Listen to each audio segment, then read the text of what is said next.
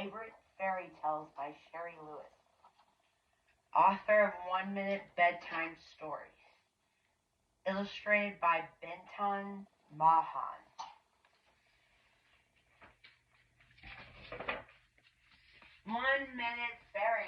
Favorite fairy tales. 1 Minute Favorite Fairy Tales by Sherry Lewis, illustrated by Benton Mahan.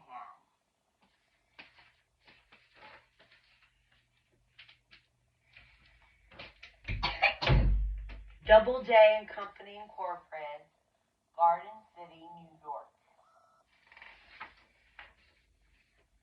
To Anne Ritz, her Ritz, you may have tangible wealth untold, caskets of jewels and coffers of gold. Richer than I you can never be. I had a mother who read to me. Strickland, Gilead. Me too, thanks, Mom. Sherry Lewis. Library of Congress cataloging and publication data. Lewis Sherry, 1 Minute Favorite Fairy Tales. Summary: 20 familiar fairy tales from many countries, condensed so they may be read in just 1 minute. Summary: 20 familiar favorite fairy tales from many countries, condensed so they may be read in just 1 minute. Fairy tales, folklore. Mahan Ben Ill. Title. Text copyright 1985 by Sherry Lewis.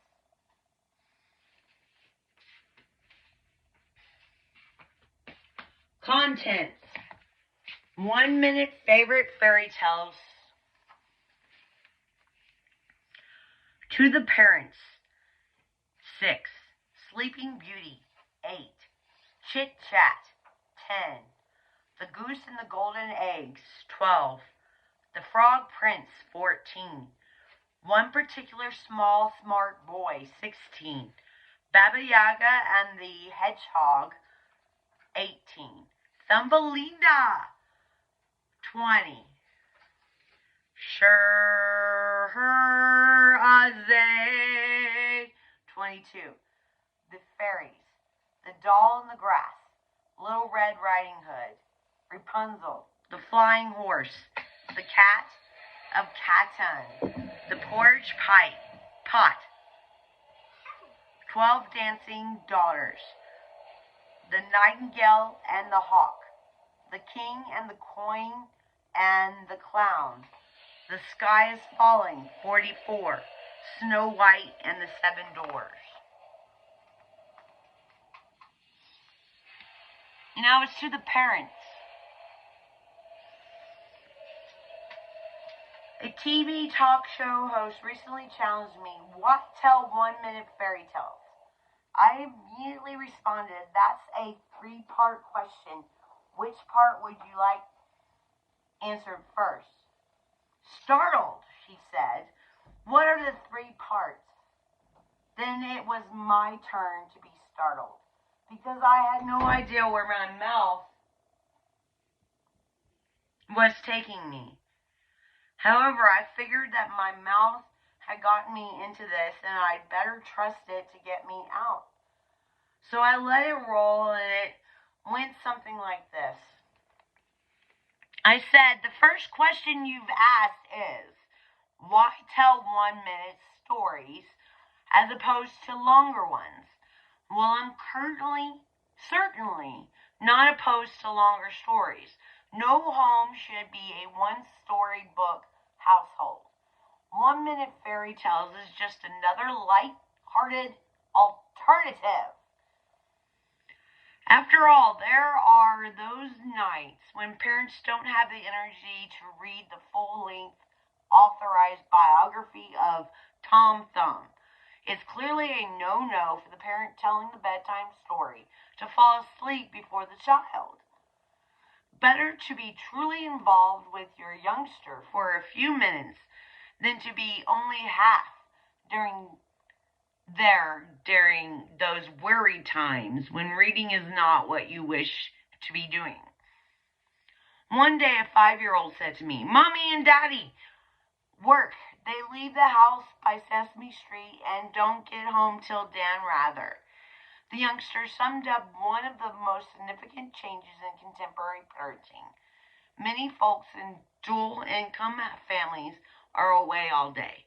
Those moms and dads know that they need to spend quality time with their kids since quantity is simply not available. 1-minute stories fill this gap because they are excellent beginning points to communication and play.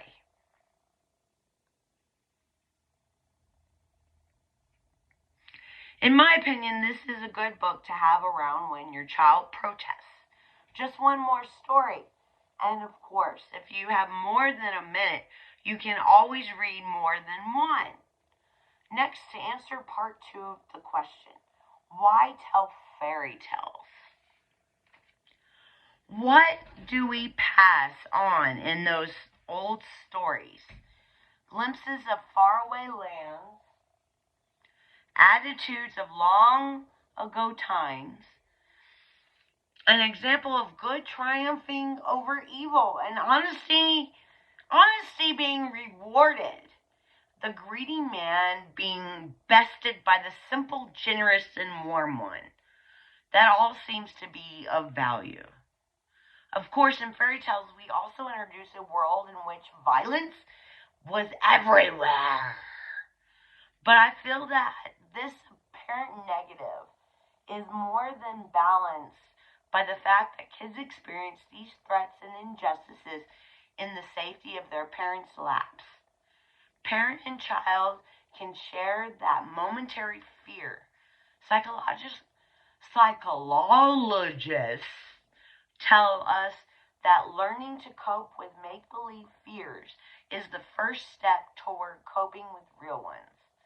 Basically, this feast of fairy tales serves up magic. Whether the magic is mystical, telling of the wee folk, giants and witches, or the magic of love, happily ever after tales involving princesses and princes, from wonderful palaces, stories that never will be and perhaps never were.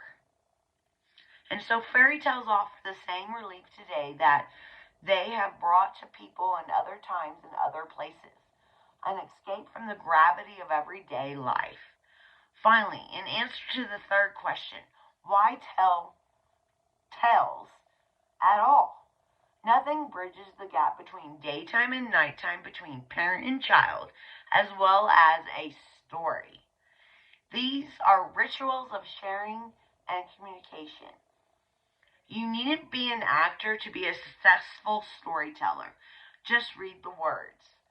I've never met a child who wouldn't turn off the TV set for a real live laugh and real live story.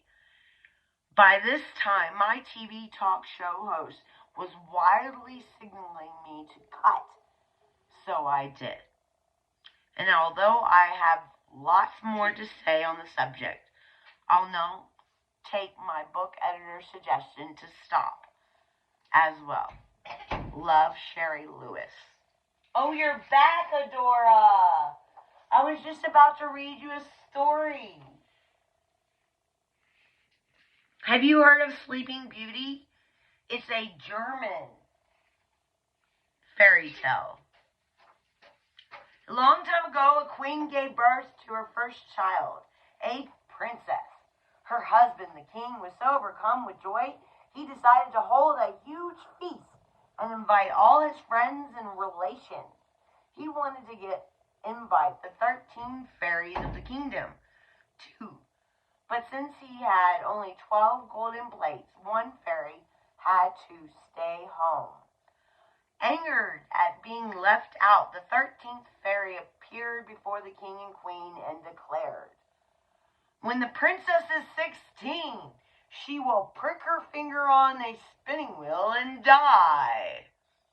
Now, a good fairy, who was a friend of the king and queen, could not undo the curse, but she could change it a little. She said, "Although the princess must prick her finger on the spinning wheel, she won't die. She will sleep for 100 years and remain young until she awakens." The baby princess grew to be a big, beautiful princess, but the nasty fairy's curse came true. At 16, the princess pricked her finger on a spinning wheel and fell into a deep, deep sleep. A century later, a prince from a neighboring kingdom was riding by the castle and saw the sleeping princess. She looked so peaceful that he kissed her. And as happens in fairy tales, the evil spell was broken. Sleeping Beauty awakened, married the prince, and from what I hear, she never did tell him how old she really was.